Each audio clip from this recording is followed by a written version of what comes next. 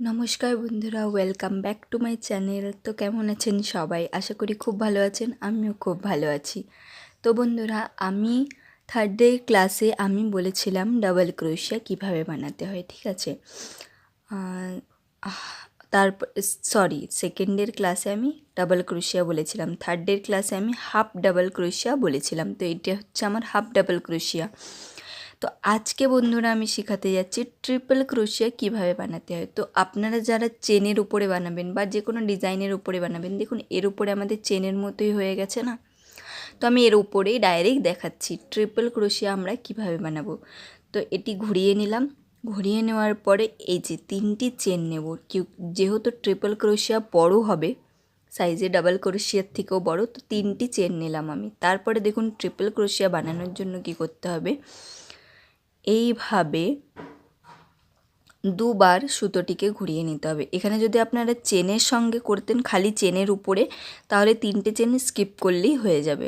যেহেতু আমি half double ক্রোশিয়ার উপরে বানাচ্ছি, তো আমি এখানে 3টি চেন নিয়ে নিলাম। তারপরে এই যে সুতোটিকে আমি দুবার ঘুরিয়ে নিলাম কুরুশের উপরে।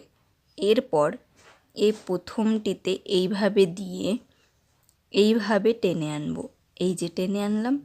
এরপরে এই সুতোটিকে নিয়ে দেখুন আমাদের এখানে কটা হয়েছে, দেখিয়ে দিই ভালোভাবে। দেখুন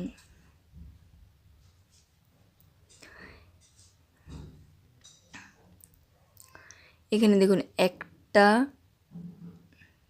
একটা দুটো তিনটে চারটে সুতো এর উপরে এসছে, ঠিক আছে? ডাবল ক্রোশিয়া আমাদের 3টে সুতো আছে, এখানে 4টে সুতো এসছে।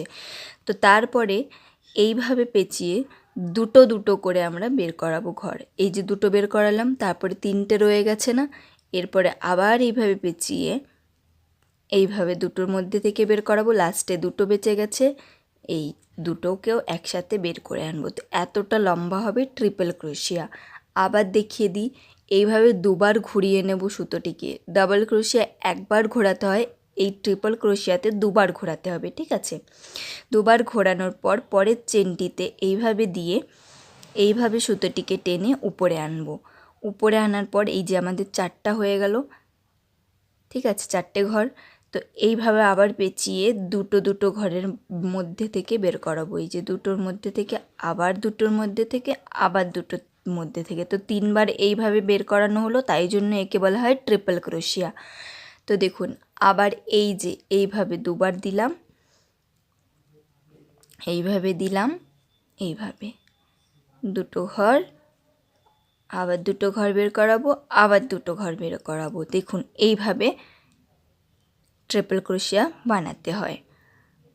খুবই ইজি বন্ধুরা, যারা প্র্যাকটিস করবেন, যারা একদম নতুন, অবশ্যই প্র্যাকটিস করবেন। প্র্যাকটিস করলেই বুঝতে পেরে যাবেন। এই দেখুন দুটো ঘর, আবার দুটো ঘর, আবার দুটো ঘর, এইভাবে আবার এইভাবে ঘুরিয়ে নিলাম দুবার।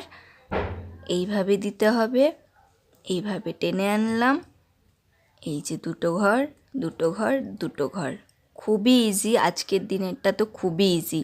আর ডাবল ক্রোশিয়ার থেকে বন্ধুরা ট্রিপল ক্রোশিয়া দিয়ে যদি কোনো ডিজাইন বানান না, খুব তাড়াতাড়ি হয়ে যায়। কারণ কি বলুন তো, এটি মানে অনেকটাই লম্বা।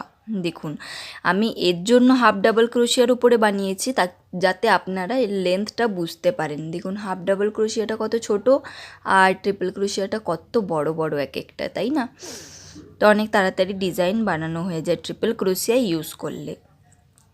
দেখুন আবারও দেখিয়ে দিই, এই যে লাস্ট দুটো ঘর, দুটো ঘর, দুটো ঘর বের করি। এই যে আমি প্রত্যেকটা করে নিলাম, দেখুন কত সুন্দর, ঠিক আছে? অবশ্যই ট্রাই করবেন বন্ধুরা। ট্রাই করলে, প্র্যাকটিস করলে আপনারা শিখে যাবেন, যারা একেবারেই নতুন, ঠিক আছে? তো অবশ্যই ভিডিওটিকে লাইক, কমেন্ট অ্যান্ড শেয়ার করে দেবেন বন্ধুরা। প্লিজ সাপোর্ট করুন। Thank you.